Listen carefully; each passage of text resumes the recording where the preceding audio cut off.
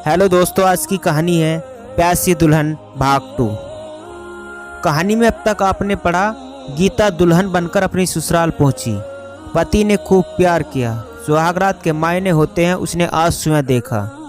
सुबह पाँव फटने पर कभी नींद आई होगी, पिया की बाहों में बेसुध पड़ी रही। अब आगे किसी शोरगुल से गीता की आंखें खुली। अरे अभी तक वह बिस्तर पर है। देखा पति अपनी जगह पर नहीं है, यानी वो उठ गए और मैं अभी तक सो रही हूँ।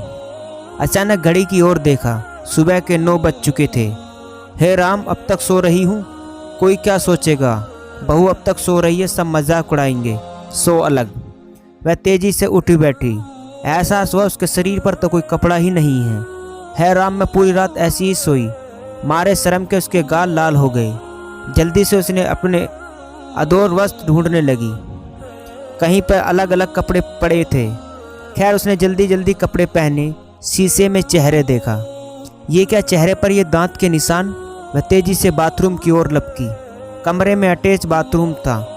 रगड़ रगड़ का चेहरा साफ किया, नहाई और जल्दी कपड़े पहने।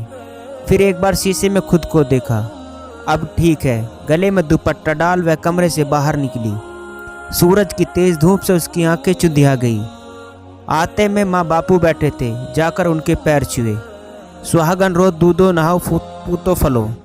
पुराना आशीष उनसे मिला, बड़ी खुशी हुई। तुरंत ही वापस चली आई, इस डर से कुछ और ना पूछ ले। ये ना पूछ ले कि इतनी देर से क्यों उठी हो। इधर उधर देखा, ये कहीं नजर नहीं आई। घर में और सब कहाँ जा चुके हैं। शायद अचानक दूसरे कमरे से बहुत सी औरतें निकली। अरे ये अभी तक यहाँ है। फिर सोचा, और कहाँ जाएगी बेचारी, इस घर की मेहमान है, 2-3 दिन ही टिकेगी ही। सबने बहू को घेर लिया। हंसी डिटोली शुरू हो गई। सब बहू को छेड़ने लगी।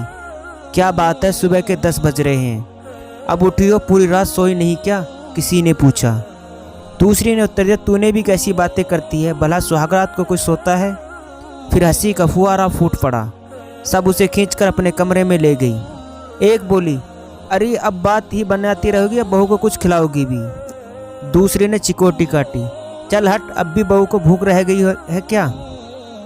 फिर हंसी बिखर पड़ी। किसी ने उसे खींचा, कमरे की इकलौती पलंग पर गिरा दिया। वो बड़ी मुश्किल से संभली। ये सब औरतें उसके लिए अनजान थी। हो सकता है उनमें कुछ इस परिवार की बहुत खास हो।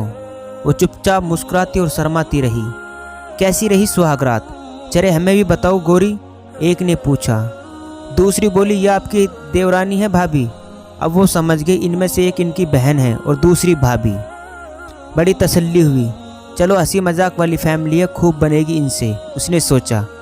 अरे भाभी, ये सब हमारे नज़दीक के रिश्तेदार हैं, इनकी बहन बोली। फिर उसने एक औरत की ओर इशारा किया, उनके पैर छू लो भाभी, बड़ी हैं, आशीर्वाद ले लो। उसने जैसे ही पैर छुए सब हंसी पड़े। अरे मजाक कर रही है भाभी, ये भी आपकी देवरानी है, आपसे छोटी है। फिर हंसी का फुहारा फूट पड़ा। ये चाचा के लड़के की बहू है, किसी ने बताया। वह शर्मा गए और इतनी हंसी मजाक ये सब देखकर उसे बहुत अच्छा लगा। दोपहर में ननंद ने प्यार से खाना खिलाया।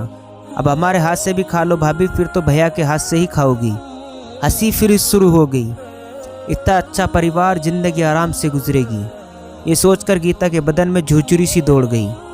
पूरे दिन इसी हंसी टिटोली में बीत गया। शाम हुई, सबने साथ मिलकर खाना खाया। साथ ने माँ थी, इसलिए किसी ने मजाक नहीं की। हाँ, ये खाना खाते कभी उसकी ओर एक आंख दबा देते, वह शर्म से पानी पानी हो जाती। रात हुई, नंद ने उसे कमरे में धकेल दिया।